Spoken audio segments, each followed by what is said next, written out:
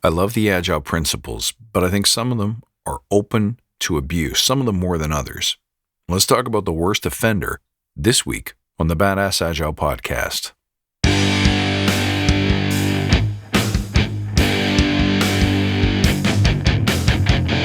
Greetings, team.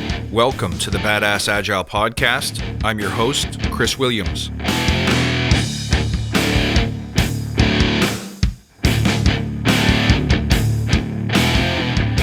Hey everybody, how you doing? Welcome back.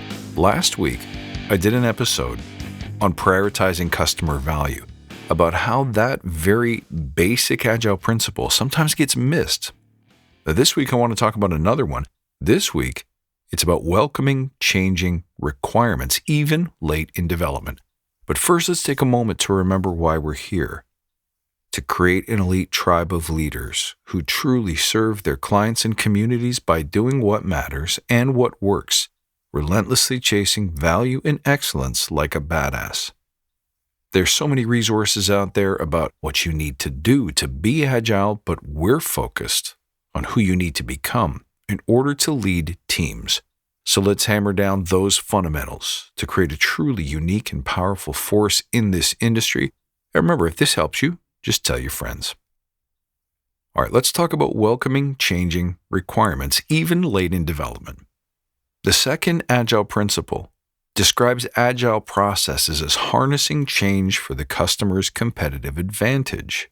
The philosophy behind that being, if you can pivot, if you can satisfy customer demand, as soon as you know that the demand exists, you have a much better chance of surviving and thriving in the marketplace.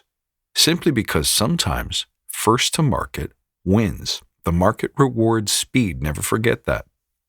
Here's what happens in practice, though. A couple of people take a little course, or a few people read a manual or a Harvard Business Review article about what Agile is and what it can do for your company, and they adopt this principle and understand it to mean that we can simply change requirements whenever we want, and the development process will allow that, permit that.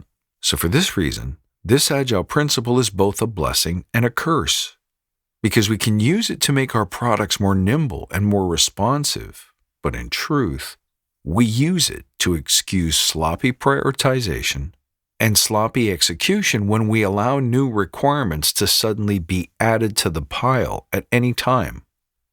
So while this principle is important in fighting the tendency to oppose change because we've already committed to a certain course of action or a certain architecture maybe, or maybe we're just afraid to admit that we did it wrong.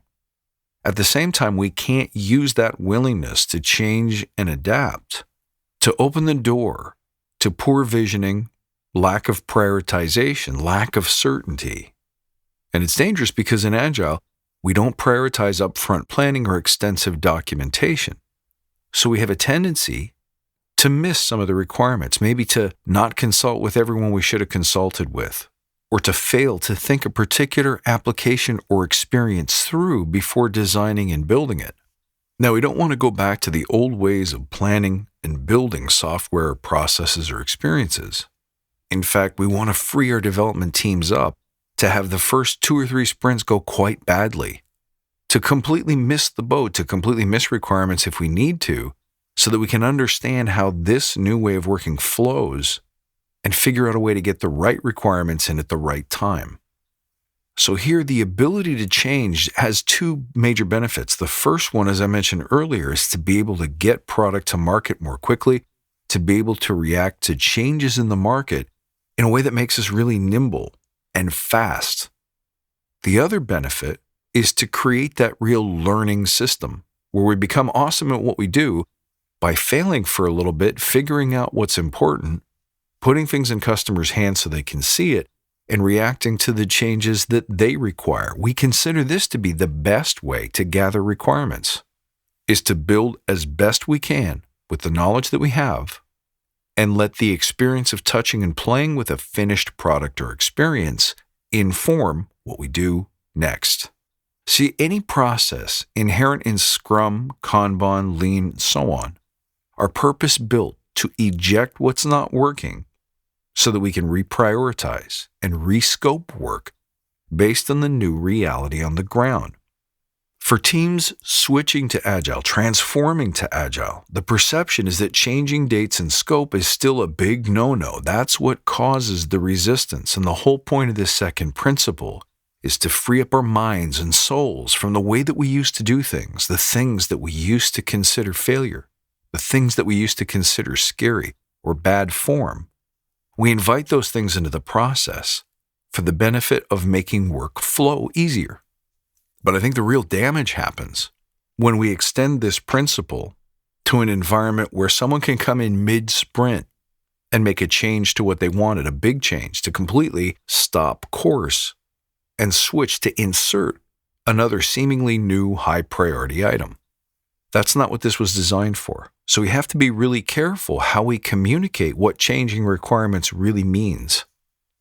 It does not mean that we'll interrupt existing work to change course or fix a problem. It can happen from time to time. It's perfectly natural that we'll make a mistake. We'll need to find some way to minimize the waste, minimize the loss, and recover. But if we make a regular practice of it, it becomes mayhem. Things become completely unpredictable.